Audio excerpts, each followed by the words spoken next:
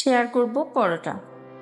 আসছে কুরবানিতে, গরুর গোস্তের সাথে ভীষণ জমে যাবে এই পরোটাটা। একদম তুলার মতো নরম, খেতে কিন্তু ভীষণ ভালো লাগে। আর চায়ের সাথেও আপনি খেতে পারেন, চা দিয়ে তো ভীষণ ভালো লাগে এই পরোটাটা। আশা করছি সবার কাছে ভালো লাগবে। একদম সামনে থেকে দেখে দিচ্ছি, একটা পরোটা আমি ছিঁড়ে দেখাচ্ছি, অনেক নরম তুলতুলে হয়েছে। আর এটা অবশ্যই একবার যারা ট্রাই করেন না, একবার বাসায় তৈরি করে দেখবেন, আসলে কেমন হয়েছে কমেন্টসের মাধ্যমে জানিয়ে দিবেন। চলুন রেসিপিটা শেয়ার করি। প্রথমে 2 কাপ ময়দা নিয়ে নিয়েছি। আমি এই কাজটা ময়দা দিয়ে করেছি। ময়দা দিয়ে করলে রেজাল্টটা ভালো আসে। এখানে স্বাদ মতো লবণ, 2 চা চামচ পরিমাণ চিনি, 2 চা চামচ পরিমাণ ইস্ট। আমি 4 চামচ পরিমাণ দিয়েছি। আমি রেগুলার যে চাটা খাই ওই চামচটা ব্যবহার করি, ওই চামচটা দিয়ে 4 চামচ মেপে দিয়েছি। আমি দিয়ে দিয়েছি কিছুটা পেঁয়াজ পাতা কুচি, আর দিয়ে দিয়েছি 2টা ডিম দিয়ে এটা আমি মিক্সচারটি আপনারা চাইলে পানি দিয়ে তৈরি করতে পারেন। আমি এখানে কুসুম গরম দুধটা ব্যবহার করেছি। দুধটা একসাথে দিতে যাবেন না, আপনার পরিমাণটা দিতে বলছি না, যেহেতু আপনি পেটাটা যখন তৈরি করবেন আপনি একটু একটু করে দিয়ে তারপর মেখে একটা বেটার তৈরি করে নেবেন, মানে খামিরটা তৈরি করে নেবেন, যেন বেশি শক্ত না হয় বেশি নরমও না হয়। দেখেন আমি একটু একটু করে দিচ্ছি আর একটু মেখে নিচ্ছি। এভাবে আমি মেখে তারপরে পারফেক্ট একটা বেটার তৈরি করে নিব। বেশি শক্ত করবো না, বেশি নরমও করবো না। বেশি নরম করলে আপনার পরোটাটি বেলে দিতে অসুবিধা হবে। এখন আমি 2 টেবিল চামচ পরিমাণ রান্নার যে রেগুলার তেল দিয়ে, আপনারা চাইলে বাটার ব্যবহার করতে পারেন, তেল দিয়ে ঘি ব্যবহার করতে পারেন। ঘি দিলে ফ্লেভারটা আরও ভালো আসে। আমি রান্নার রেগুলার তেল দিয়ে ভালো করে মধ্যে একটা ডো তৈরি করে নিয়েছি। এখন আমি লেচি কেটে নিচ্ছি। এরকম আপনাদের পছন্দ অনুযায়ী সাইজ নিয়ে লেচিটা কেটে নেবেন। যেহেতু এটা ইস্ট দেওয়া, বেশি বড় লেচি করতে যাবেন না, এটা কিন্তু রেস্টে রাখার পর অনেকটাই ফুলে উঠবে। আমি সাথে সাথে পরোটাগুলো তৈরি করছি, এখানে কোনো প্রকার রেস্টে রাখবো না। ছোট ছোট লেচি কেটে নিয়ে তারপর সাইডে রেখে দিয়ে আরেকটা মিশ্রণ তৈরি করে নিব। এখানে কিছুটা রান্নার রেগুলার তেল আর 2 টেবিল চামচ পরিমাণ ময়দা দিয়ে আমি একটা লিকুইড তৈরি করে নিচ্ছি। এটা পরোটা তৈরি করার মাঝে ব্যবহার করব। চলুন আমি এখন পরোটাগুলো তৈরি করে নিচ্ছি। একটা লেচি নিয়ে খুব ভালো করে একটু মধ্যে নিয়ে একটু ময়দা ছিটিয়ে দিয়ে তারপরে আমি পরোটাটা বেলে নিব। আমরা রেগুলার যে পরোটাটা তৈরি করি সেমভাবে আমি পরোটাটা তৈরি করে ভিতরে যে আমি মিশ্রণটি তৈরি করে নিয়েছি,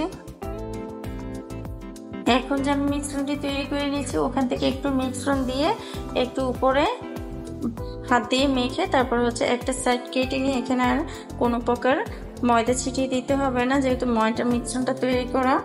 এখন আমি একটা সাইড দিয়ে রোলের মতো পেঁচিয়ে তারপরে রাউন্ড করে নিব। রাউন্ড করে কিভাবে কাজটা করে নিচ্ছে এটা দেখে বুঝে নিবেন। তারপরে যে সাইডের অংশটা যেন খুলে না আসে, এই জন্য পরোটা বেলার সময় এটা খুলে যায়, এই জন্য এটা একটু সিল করে দিব। তারপরে উপরে যে লেয়ারগুলো ভিতরে দিয়ে চেপে মুখটা বন্ধ করে 2টা সাইড একটু মুড়িয়ে চেপে তারপর আমি কাজটা কিভাবে করেছি দেখে বুঝে নেবেন। এভাবে পরোটার জন্য ডোটা রেডি করে নেবেন।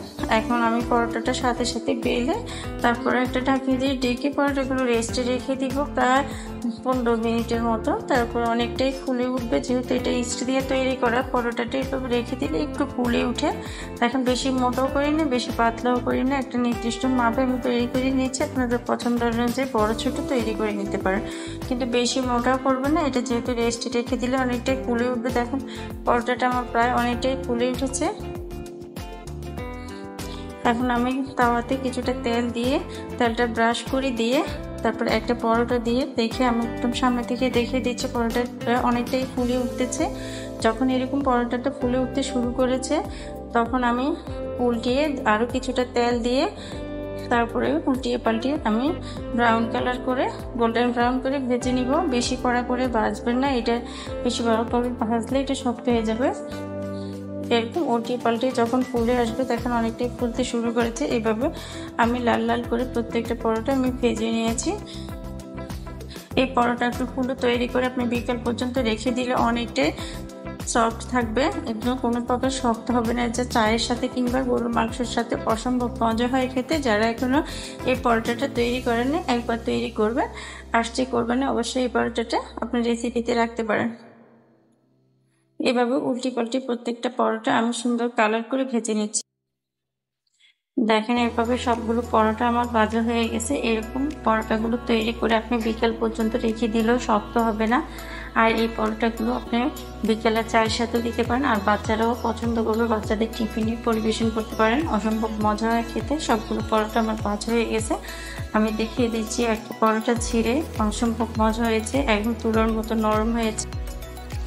আর হাত দিয়ে চাপ দিলে মেরে যাবে, আবার আগের অবস্থায় ফিরে আসছে। আমি একটা পরোটা ছিঁড়ে দেখাচ্ছি। আমার ভিডিওটা কেটে গিয়েছিল, আমি একদম হাত দিয়ে চেপে দেখিয়ে দিয়েছি, একদম সামনে থেকে দেখিয়ে দিয়েছি। গরম কত সুন্দর দেখাচ্ছে। আর এমনিও চেষ্টা করবেন এই পরোটাটা ময়দা দিয়ে তৈরি করতে, তাহলে ভালো রেজাল্ট পাবেন। আর চকচকে স্বাদও হবে, কালারটাও সুন্দর আসবে। আশা করছি সবার কাছে ভালো লেগেছে। সবাইকে আজকের মতো বিদায় জানিয়ে শেষ করলাম আমার আজকের এই ছোট্ট আয়োজন।